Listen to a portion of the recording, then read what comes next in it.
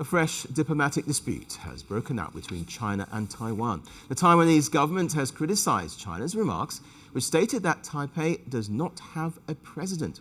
It comes as Taiwanese leader Lai Ching-Te's scheduled trip to Africa's Eswatini, which is Taiwan's only diplomatic ally in the region, was abruptly called off.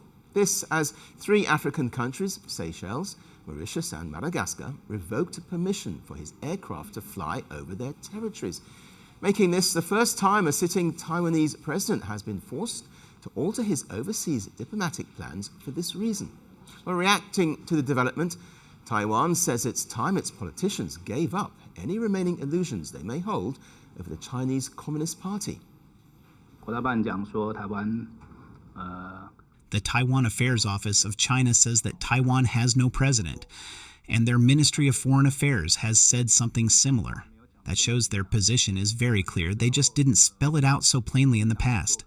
Sometimes when Kuomintang visits China, everyone uses certain talking points, but in reality their position is exactly this.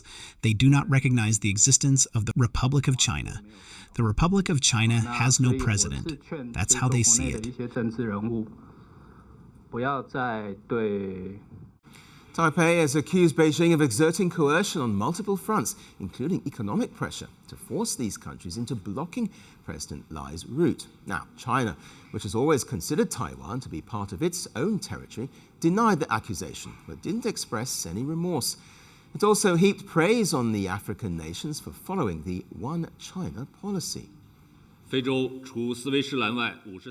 All 53 African countries, except Eswatini, have established diplomatic relations with China and, together with the African Union, adopted the Beijing Declaration of the Forum on China-Africa Cooperation in 2024.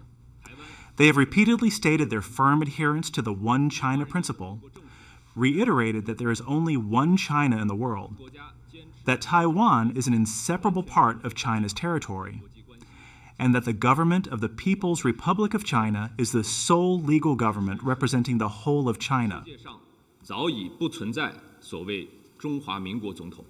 Taiwan wasn't the only one to criticize China. The US also issued strong condemnation. Washington criticized China and termed the development an attempt to isolate Taiwan on the global stage. It also said China's actions continue to act as a threat to international norms.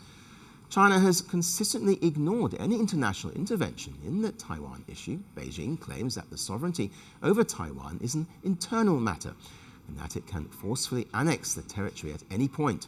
China also conducts routine drills across the Taiwan Strait, leading to concerns over a possible invasion. And most recently, a Chinese aircraft carrier transited the Taiwan Strait.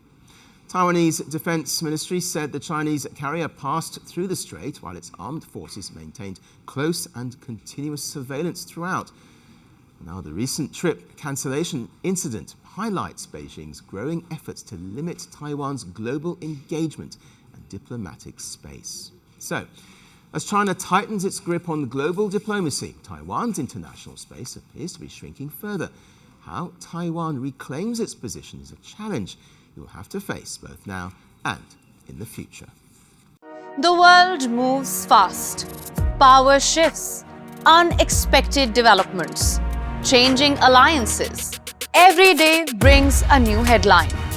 But headlines are only the beginning. Because behind every story, there is context. There are consequences and there are questions worth asking. Find the answers, understand the story, take on the world. This is Himkor Saroya for Firstpost Vantage.